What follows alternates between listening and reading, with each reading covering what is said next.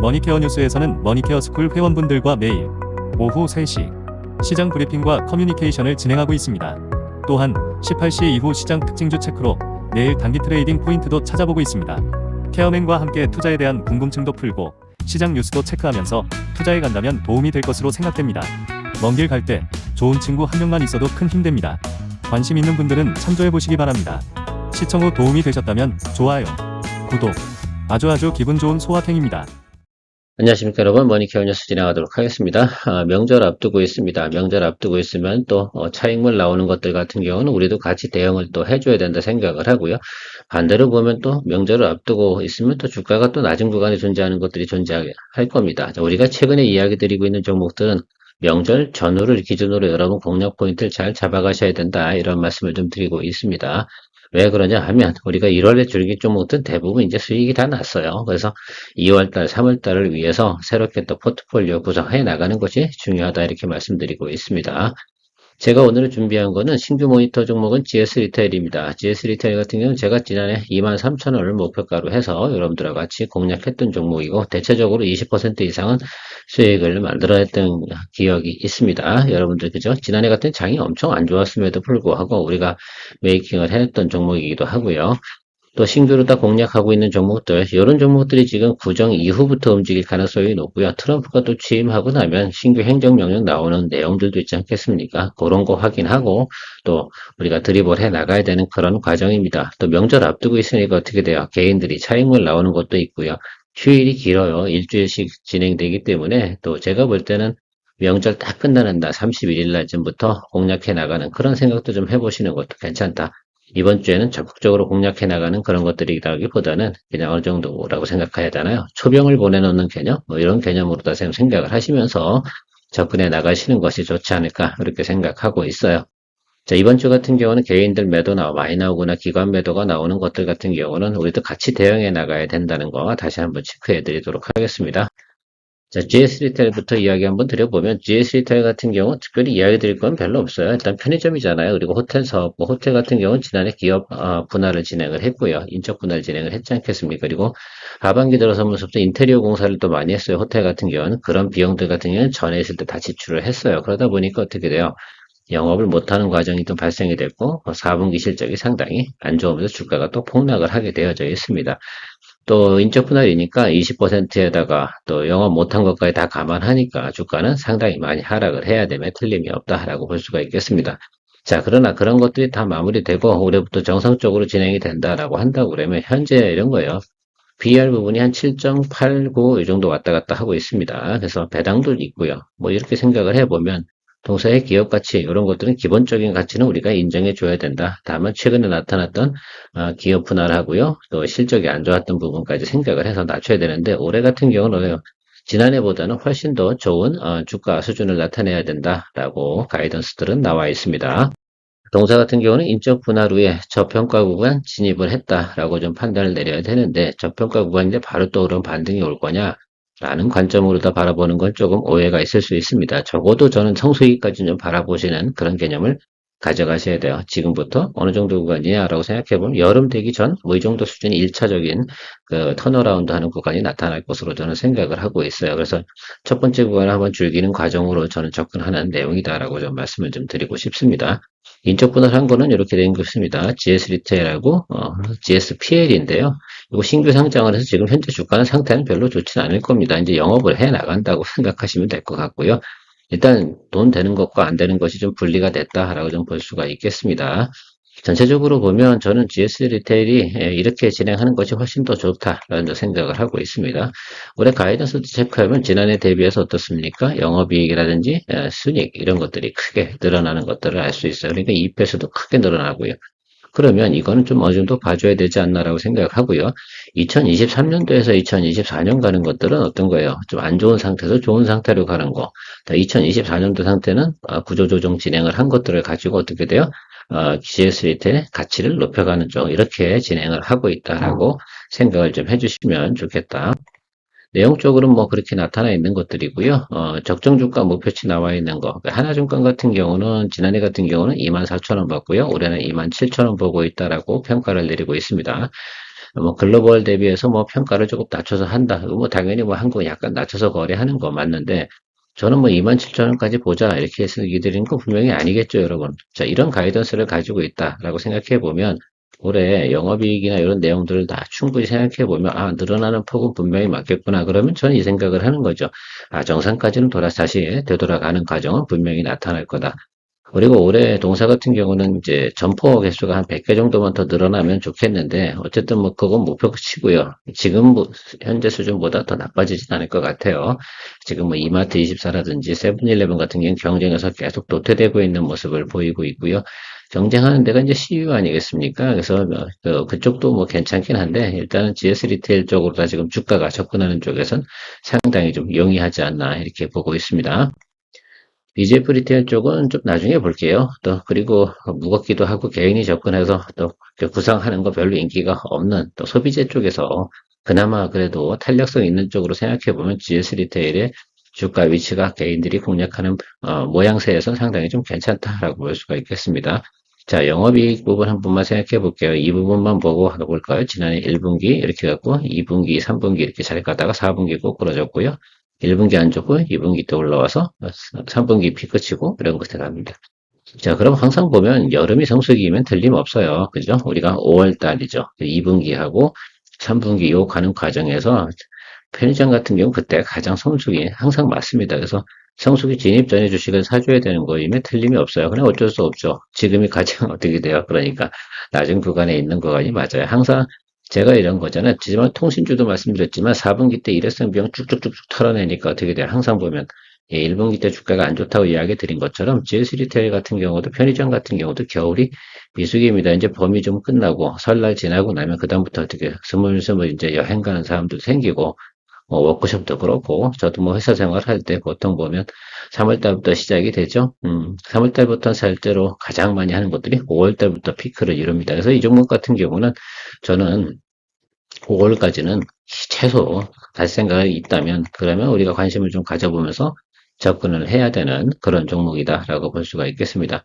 가이던스 상에도 보면 자, 이 쿼터에서 상당히 턴어라운드 하면서 나타나는 모습을 우리가 예상해 볼 수가 있어요. 여기서 요 구간만 우리가 체크하자. 일단은 3분기, 4분기 이때까지 보는 거 아니다. 일단은 그죠? 그렇게 생각하고 1분기에서 2분기 넘어가는 그 과정 속에서 우리가 낮은 점을 찾는 것이 상당히 중요한 것이 포인트다라고 볼 수가 있겠습니다. 야, 지난해 같은 경우는 적정 주가는 뭐 23,000원, 24,000원을 이야기했던 게 이 종목이 맞습니다. 그런데 요 뉴스가 나오면서부터 어떻게 돼? 발표가 되게 상당히 일찍 했었거든요. 이 내용들을. 그러다 보니까 주가가 하반기에는 상승할 만한 이유도 없었고 성수기에도 조금 아쉬웠다라고 할 수가 있겠습니다. 그래서 늦어도 어떻게 돼요?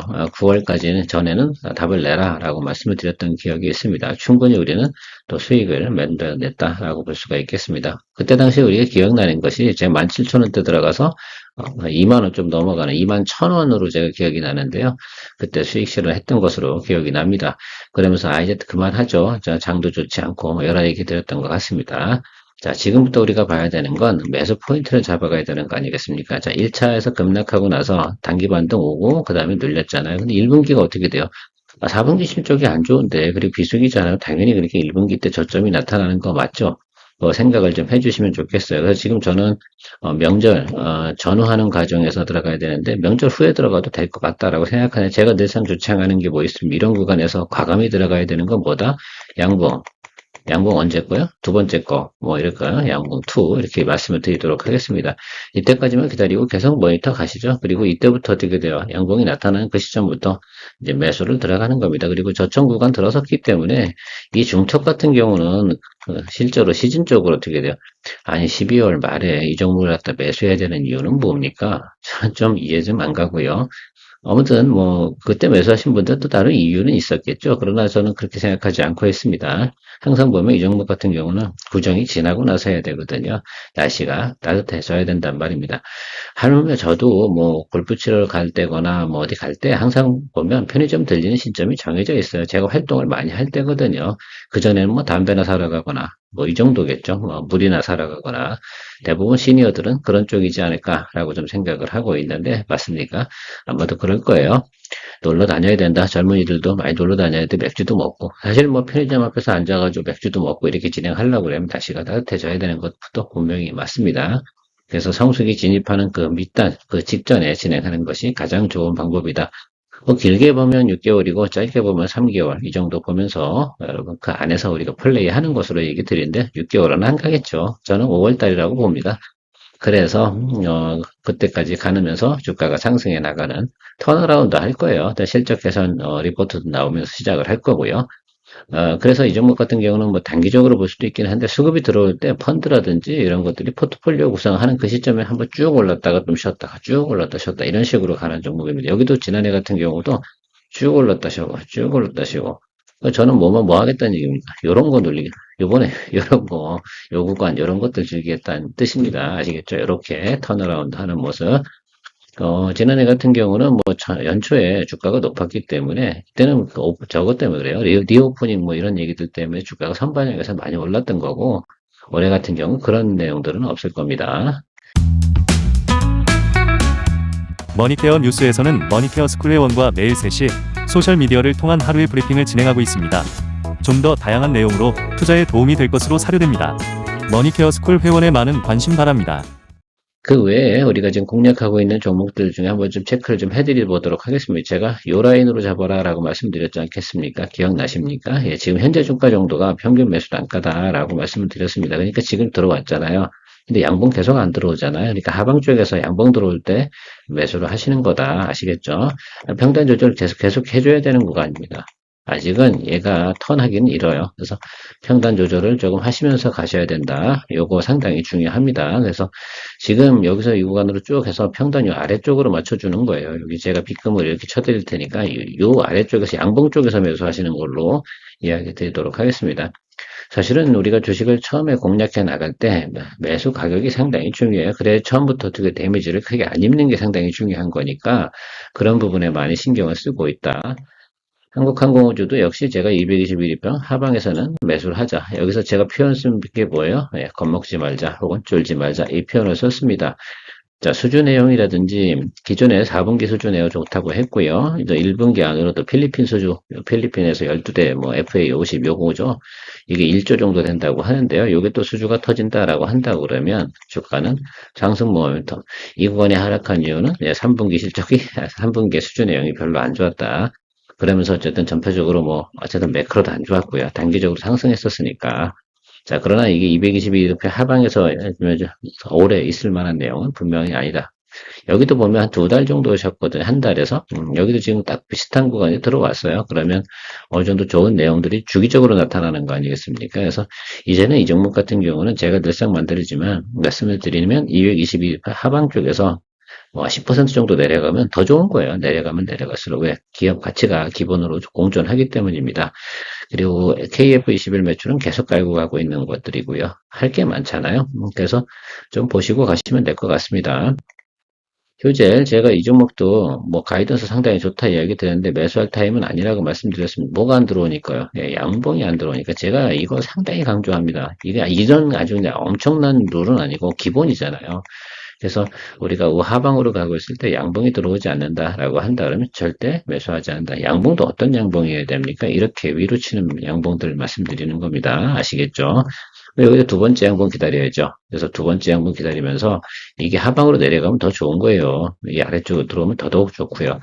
그리고 이 미국에서 지금 보톨리눔 톡신 보톡스 관련된 매출을 진행하는데 실제로 보면 4분기에 대한 실적은 안 좋다고 제가 이미 말씀을 드렸지 않습니까? 그러면 저 구간 안에서는 좀 내려갈 거예요. 그리고 기대치로 인해서 미국 수출 이런 부분이 돌아가면 좀 나타나겠죠. 지금은 조금 눈치 보는 장세 분명히 맞습니다. 그러면 지금은 이게 소비재잖아요. 그러면 우리나라 휴일도 많고 그러다 보니까 개인들이 만약에 매수를 많이 하는 종목이기도 합니다. 그래서 조금 생각해 보면 구정 지나고 나면 양봉 들어올 가능성이 높으니까 요건 양봉 매수 대기하면서 가시면 좋겠습니다. 제가 어떤 종목은 이런 것들이 있잖아. 그 항상 이야기 드릴 때 이건 지금 매수해도 되는 종목입니다라는 것들이 있고요. 양봉을 보고 매수해야 됩니다라고 표현하는 것들을 잘 구분을 해 주시면서 접근해 주셔야지 포트폴리오 구성할 때 큰 지장이 없다라고 이야기 드리고 갈게요. 상당히 중요하죠. 이건 번외 종목이긴 합니다. 제가 요때 이야기 드렸죠. 예. 그래서 여기 요 구간에서 이게 대명 소노 시즌하고 TA하고 예림당이죠. 이쪽하고 지금 글쎄요. 대명소노가 결국 DA항공을 먹고 싶은 거 아닙니까? 그러다 보면 어떻게 돼요? 지분 매입이라든지 이런 것들에서 주식 매수량을 계속 진행을 하거나 이렇게 되면 하방으로 가는 것보다 우상방으로 갈 가능성이 높잖아요. 사실 항공주 투자하기 상당히 어려웠잖아요. 그런데 이런 뉴스까지 있다고 그러면 사실 성수기 이렇게 진입되는 과정 속에서 유가가 많이 올라가면 항공주가 많이 비싸지니까 어떻습니까? 예, 항공주는 별로 좋지 않아요. 그러나 또 보면 또 중국하고 또 왔다 갔다 하는 것도 좀 있고, 그러나 최근에 또 사고도 있었고, 참 공략하기 어려운 게 최근에 보면 항공주였습니다. 그래도 이런 이슈가 있다라고 하면 대명소노 시즌하고 예림 등의 지분 경쟁 이런 것들이 발생이 된다라고 한다고 하면 주가는 그런 면에서 좀 상승해 갈 수 있는 또 모습을 보일 수 있지 않나라고 생각합니다. 그래서 뭐 즐겨야죠. 그런 의미로 여러분들한테 번외 종목으로 이야기 드렸는데 공략하신 분이 우리 저 멤버분들께서는 꽤 있더라고요. 그래서 제가 모니터링을 하고 있습니다. 물론 이건 메인 포트폴리오로 제가 계속 설명드리진 않을 거예요. 중간중간 얘기 드릴 텐데 제가 볼 땐 여기 이 정도까지는 충분히 똑같지 않을까 이렇게 보고 있습니다. 지난해 같은 경우도 처음에 뉴스가 나왔을 때가 여기 이 모습이거든요. 그래서 지난해도 한번 제가 여러분들하고 같이 플레이 했던 기억이 있습니다. 그 뉴스가 나올 때 여기서도 한번 했었죠. 예, 기억이 나시는지 모르겠습니다.